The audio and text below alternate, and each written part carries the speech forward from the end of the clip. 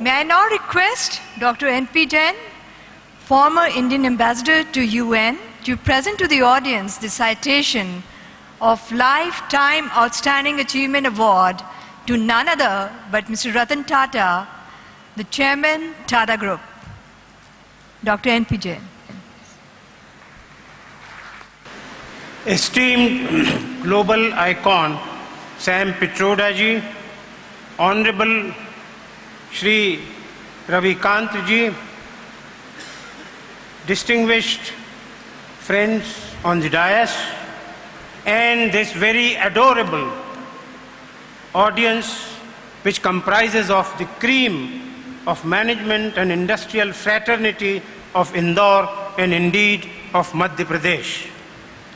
I deem it a matter of great privilege and honor to present the formal citation honoring Shri Ratan Tata. However, I would like to preface it with a few brief remarks.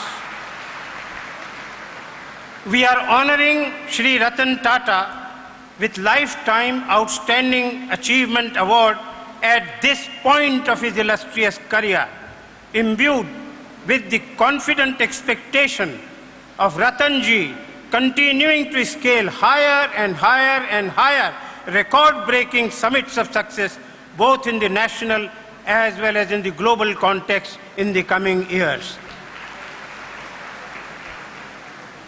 Ratan Tata's most outstanding quality and attitude is vividly reflected in a Chinese proverb, "Don't curse the darkness ever.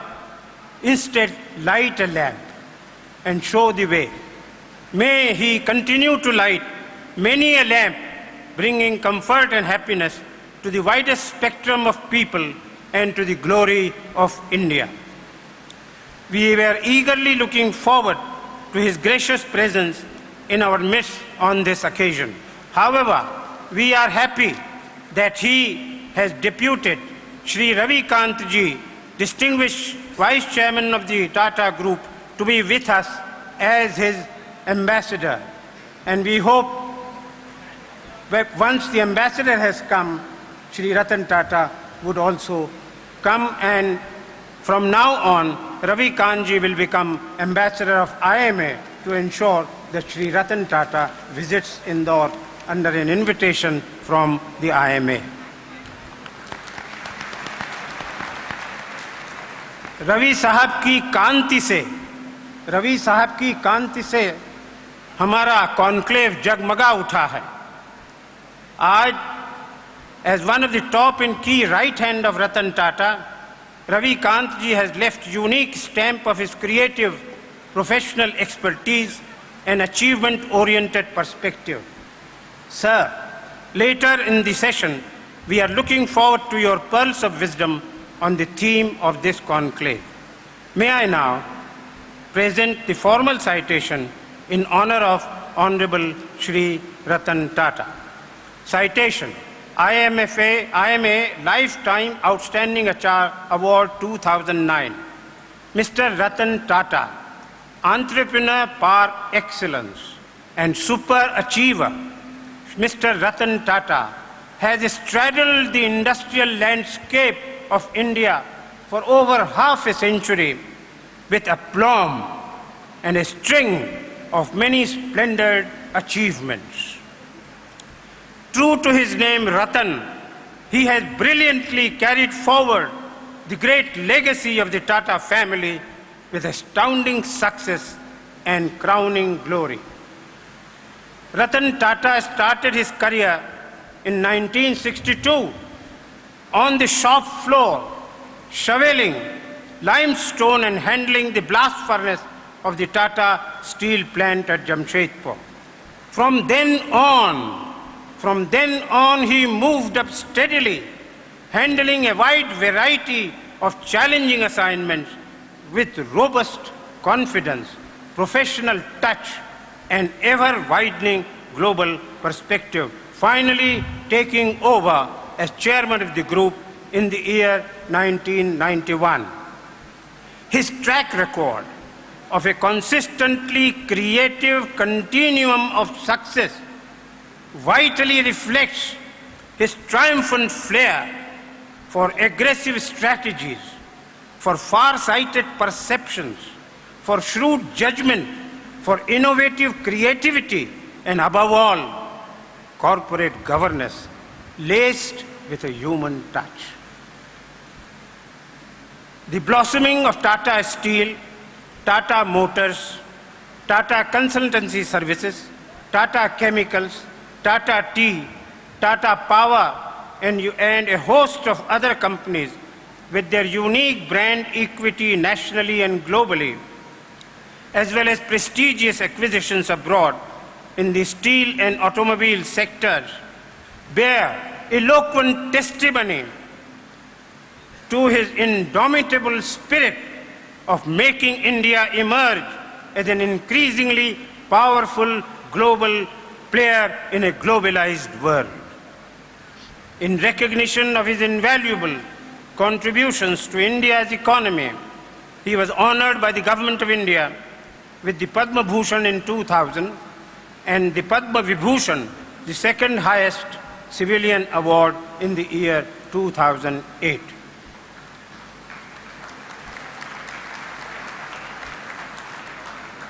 Fortune magazine listed him among the 25 most powerful people in business in the year 2007. Time magazine included him among the world's 100 most influential people in the year 2008. His alma mater, Cornell University, USA, has honored by anointing him as the 26th Roberts Hotfield Fellow in Economic Education, their highest award.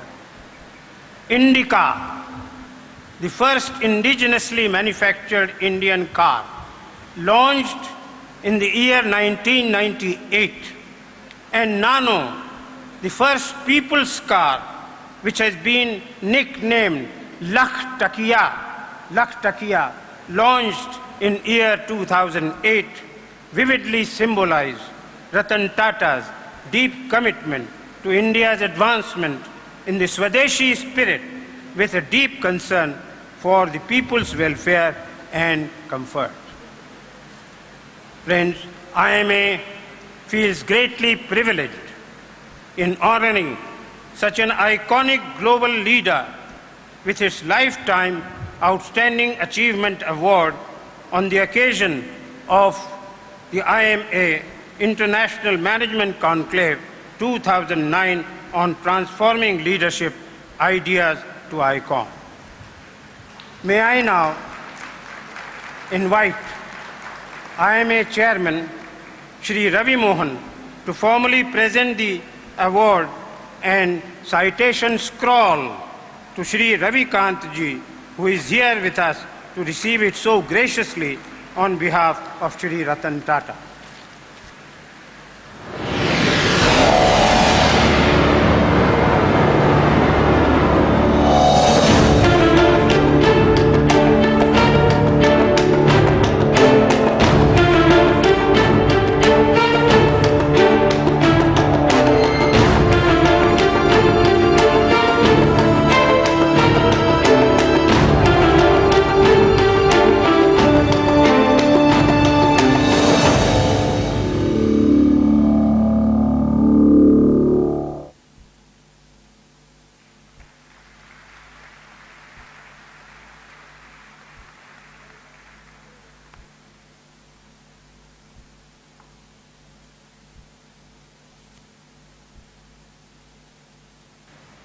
Thank you, gentlemen.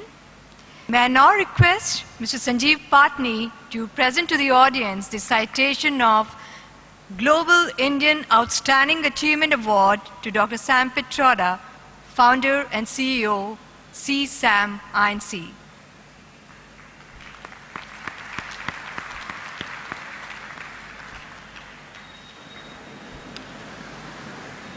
Distinguished guests, eminent dignitaries, profound speakers, ladies and gentlemen, a very good afternoon to all of you.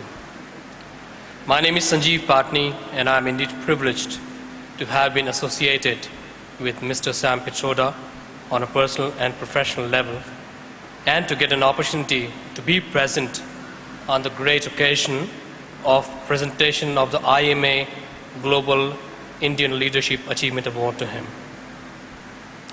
I'm honored to have got the opportunity to read out the introduction on the text on the citation of the award to my guru, the great Sam Pitroda. The text reads as follows, and I quote, "Policy shaper and innovation pace setter, Mr. Sam Pitroda has had tremendous impact as a global visionary, entrepreneur, and a social development thinker. Born in a remote village in Orissa, Sam Pitroda has traversed a long and challenging distance, covering several milestones, epitomizing his remarkable achievement as an inventor, entrepreneur, and policymaker. Soon after his university education in the US, Sam Pitroda devoted the late 1960s and the early 1970s to the cutting-edge technology research in telecommunication and handheld computing, leading to the invention of the electronic diary in 1975. He earned the worldwide acclaim for pioneering introduction of microprocessors in telephone switches, leading to early digital switching.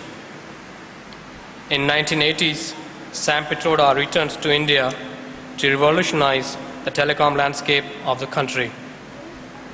He took the bold initiative to set up the Center for Development of Telematics, CDOT what we call, an autonomous R&D organization in 1984. In 1987, as advisor to the then Prime Minister, Mr. Rajiv Gandhi, he succeeded in ushering the telecom revolution in India. The ubiquitous yellow public call offices, what we call as the PCOs, spread all over the country, have come to symbolize Sam Pitroda's vision of using technology for the benefit and betterment of society. He also became the founding chairman of the Telecom Commission of India.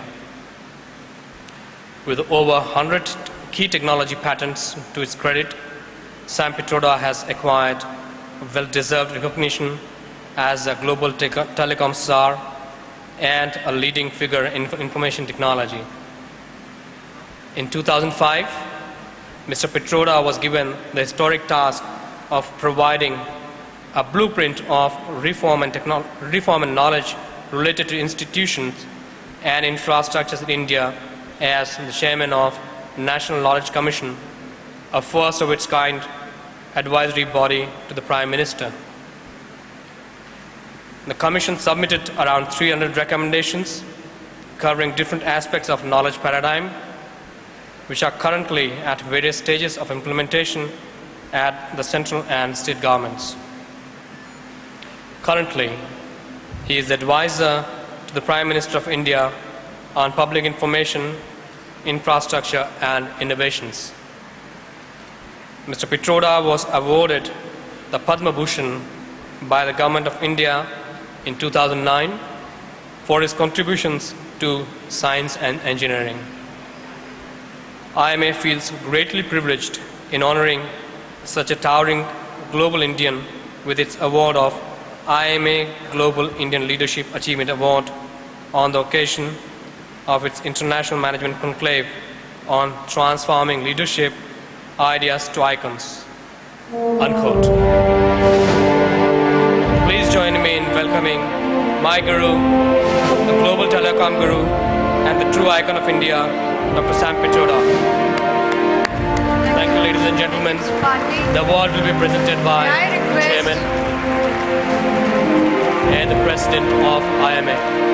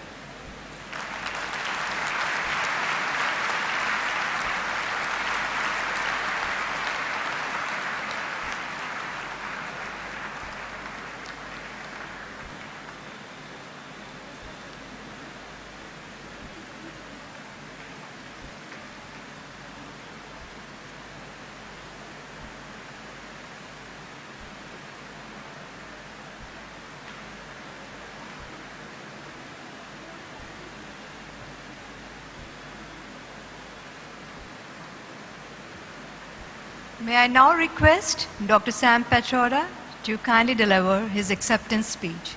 Dr. Petroda.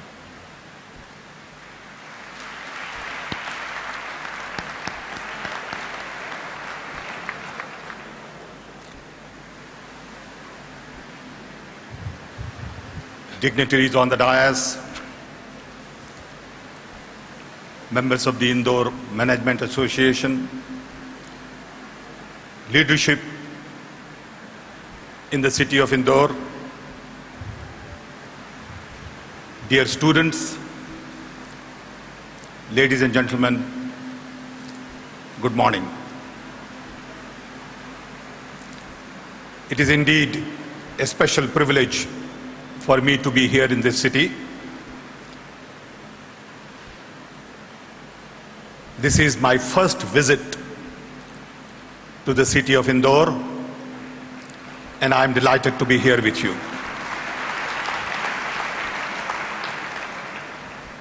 I'm overwhelmed with your hospitality, love, and affection.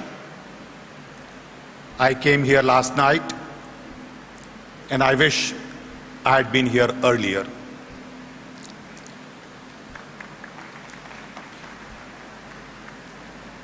I want to thank organizers for this award. In a sense, I really don't belong anywhere. Born and raised in Orissa, of Gujarati parents, went to US, live there, work here. I'm not a businessman. I'm not a politician. I'm not a great scientist. I'm not an academician. So it is indeed nice that you recognize some of my work. I appreciate this award, and I accept this on behalf of lots and lots of friends and family members who helped me, worked with me, and in particular, I would like to mention that it was Rajiv Gandhi who provided the political will that we needed in early 80s to really launch a major program on telecom in India. Those were early days. Not many people could really understand the power of technology, software, IT, telecom. Everyone kept saying that you ought to really work on water and agriculture, rightfully so. My answer to them then was, I don't know any of that. The only thing I know is telecom, IT. So give me a chance. Rajiv Gandhi really believed in the idea and essentially became a partner in this journey.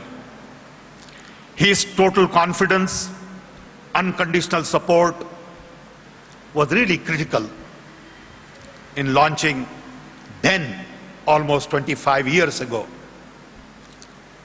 when we had only 2 million telephones and it used to take 15 years to get telephone connection.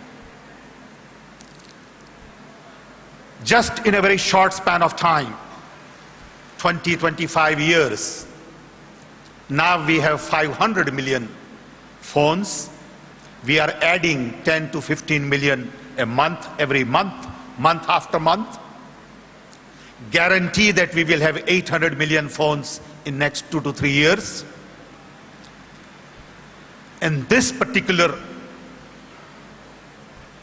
growth has given India a great deal of confidence, respect in the global community, world recognition, our own multinationals, and $60 billion worth of export in software services every year, year after year. Not too long ago, we had just about $1 billion worth of foreign exchange reserve to pay for only 6 weeks of import. We have come a long way in this journey, but the fact still remains that these kinds of activities take long time. Knowing the subject that you have selected about transforming leadership ideas to icon, I thought I would take liberty and talk a little bit about leadership. It was good to hear Narendra Bhai. He was very generous with his remarks and compliments. I want him to know that we miss him here. And on behalf of all of us, I wish him speedy recovery, and I hope he will quickly meet his promise and be here with you all in the near future. My journey has been a very interesting journey. In the process, I have learned some lessons, and I want to share some of these with you with clear focus on just leadership. To me, leadership is all about creating a vision of the future that you want to implement. Leadership is also about ability to articulate this vision in small little pieces, communicate to a large number of people, and then break it up into piece of work. At the end, you got to be able to excite everybody, motivate, create a dream, and finally have the ability to put it together. There are all kinds of leaders: political leaders, social leaders, business leaders. They are all products of either their era, their experiences, their own ecosystem, defining moments in their life, challenges, and the problems they try to tackle. Bigger the problem, bigger the potential for a leader. Gandhi's leadership really freed billions from colonial past, and as a result, Gandhi was a different kind of a leader. Mandela, Martin Luther King, John Kennedy, and many, including Rajiv Gandhi, had their own aura, had their own style, and they were the product of a lot of their own ecosystem. There are many styles for a leader: visionary leader, hero, pragmatic, tyrant, Hitler, organizers, father figure, strategist, liberator, analytical leader, intuitive leader, people's servant. Each one of these have their own little quality. It is hard to define a leader in many ways. Some of these leaders require a lot of qualities in one person. Just to give you an example: educated, experienced, energetic, ethical, moral, hardworking, sincere, concerned, committed, courageous, and the list can go on and on. The key is to make sure that one person has lots of these qualities. You can't say, I have 5, but I don't have other 15. Makes it difficult. So how do you build these kinds of qualities? I believe leadership is all about building self. What kind of a self you are ready to build? It is all within. Look at the kind of self Gandhiji could build over a period of time. Self that is not very fragile. Self that respects whole lot of diversity. In the process of building this self, leader has to recognize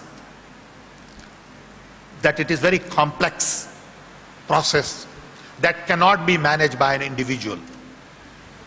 An individual would require whole ecosystem of his or her own. In that ecosystem, you need to build relationships with all kinds of people. When I look at my own little world, I realize that as an engineer, it was not very possible for me to do the kind of things I was dreaming about. So I needed in my own ecosystem economist, psychiatrist, psychologist, mathematician, team builder, because I had to learn all of these things as I went along. Also knowing the fact that at times, at this level of leadership, it is pretty lonely, sometimes very frightening. And if you don't have the kind of close relationships with group of people, it is hard to accomplish a very complex task. I have constantly focused on technology as the tool. That has been my background. I firmly believe that technology is a great social leveler, second only to death. Technology puts two unequal human beings on equal footing. In particular, recognizing the fact that technology is all about problem solving. Technology is not something fancy, exotic, urban, elite, intimidating, sexy. But it is all about looking at a problem to see what tools and technologies I need to improve productivity, efficiency, reduce cost, improve access, so on and so forth. In particular, information technology brings about openness, accessibility, connectivity, networking, democratization, decentralization, and as a result, total transformation. Leadership in the 21st century is going to be very different from the leadership in the 20th century. Leadership of the 20th century focused on command and control. Leadership in the 21st century will have to focus on collaborations, communication, cooperations, coordinations, mainly because the introduction of internet, mobility, and the power of communication has changed the dynamics of social structure. It has changed the dynamics of productivity. It is already changing business models. What made sense 20 years ago don't make sense anymore. Take, for example, education. When we think of education today, we automatically think of duster, blackboard, chalk, teacher, textbook, grades, exams, certificate. This is how I learned 60 years ago. Children don't learn like this anymore. Tools are very different. As a result, the role of the teacher is going to change completely to that of one who creates content and delivers content, to that of a mentor. I have a young niece, my sister's daughter's daughter in the US, 6-year-old. Few months ago, she told me that she did a white paper on Lady Doctor. And I was puzzled. I said, 6-year-old, I thought you can't even read. How could you do white paper? So I asked her. She said, look, all my doctors are male doctors. So I asked my mother one day, how come everybody is male? My dentist is male, my other doctor is male, the fellow gives immunization is male. So my mother said, I don't know. So she said, I decided to Google. So the 6-year-old went on to Googling and learned that there was a lady doctor in America, first one called Elizabeth, and she got interested in Elizabeth. She Googled some more, and she learned a whole lot of things about Elizabeth, and then she decided to do a white paper.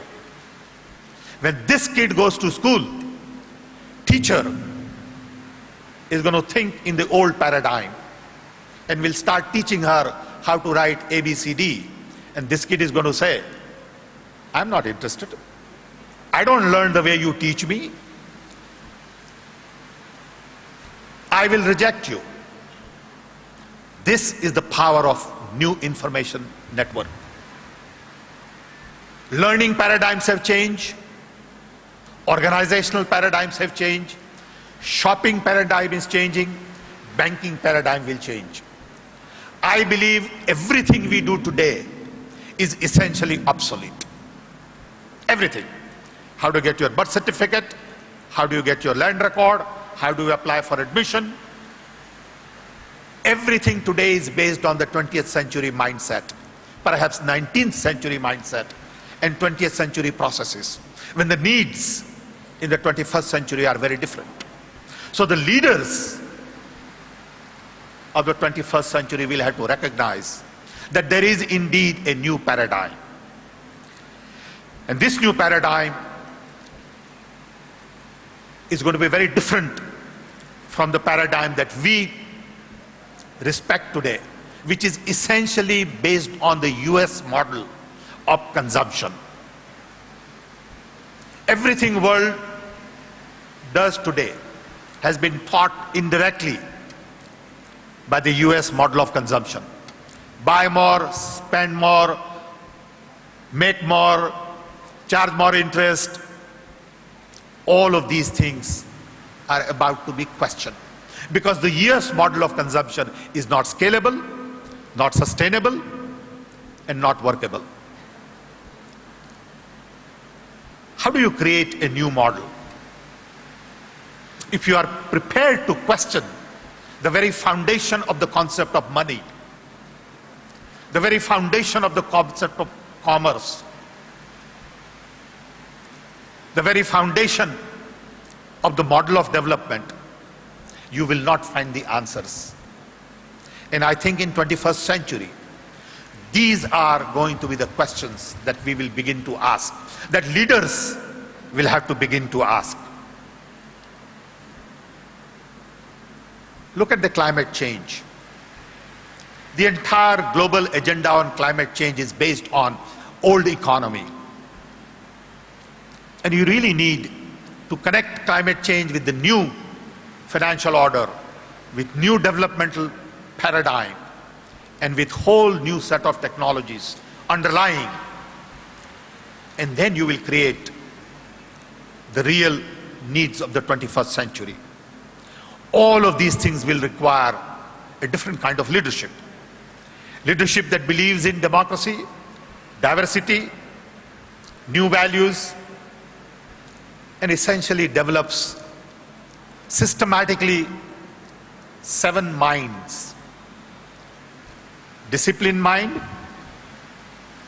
analytical mind, creative mind, respectful mind, ethical, global, and multidisciplinary mind. If you cannot develop these 7 faculties, you won't be able to deal with the challenges of the 21st century. Today, we are indeed living in great times. Technology has indeed helped the mankind in a very different way.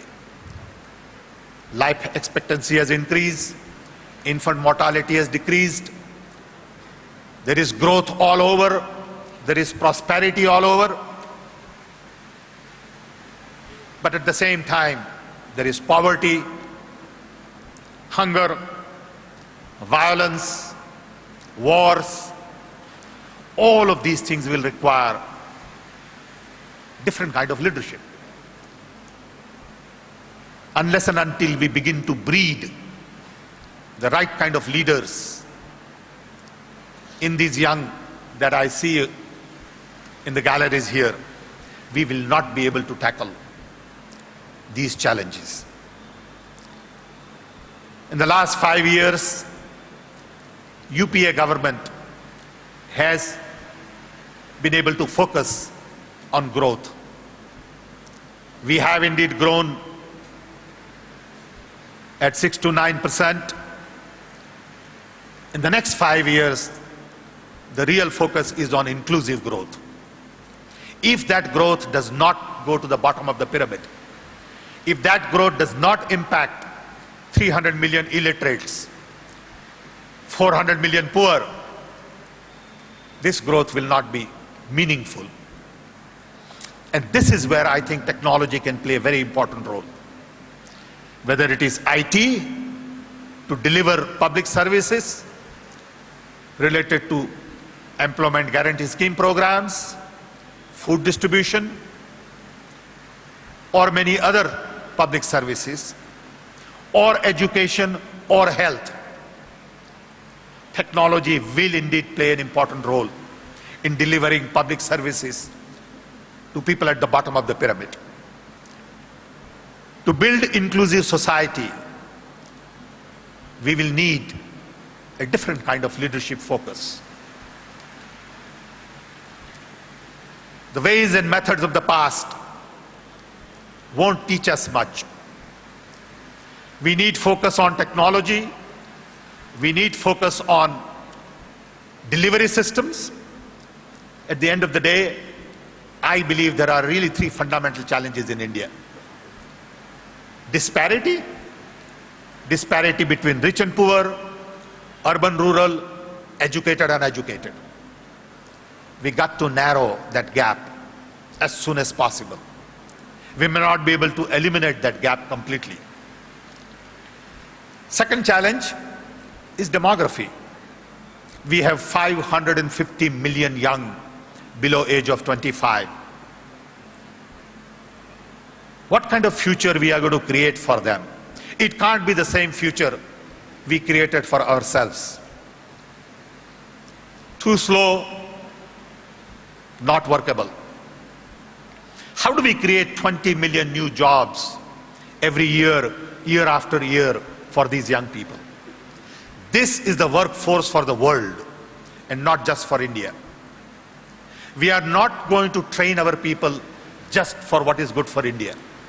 We got to train our young for what is good for the world, because we are the only nation with this kind of workforce. Everyone else already has a situation where population is aging and decreasing. We have moral responsibility to really look at the poor of the world and not just poor in India. Third challenge is development. Everything is happening in India, but perhaps not happening fast enough. We are building roads, not fast enough. Schools, not fast enough. Hospitals, not enough. How do we expedite the process of modernization? All of these things will require new leadership. Leadership at all levels. Leadership is not about the top. Leadership at the level of cleaning our streets. Leadership at the level of education, health, agriculture, food distribution. We need thousands and thousands of leaders at all levels, not just in Delhi, in every district possible. Each one of our districts contain 2 million people, roughly. To change the lives of the 2 million, in each district, we need infrastructure in each district. We need schools, colleges, hospitals, roads, transport, food. And as a result, you need leaders at the district level. Development takes place only at district level. These are the challenges for our leaders of tomorrow. So when I think of leadership today, I really worry about our ability to build leaders of tomorrow.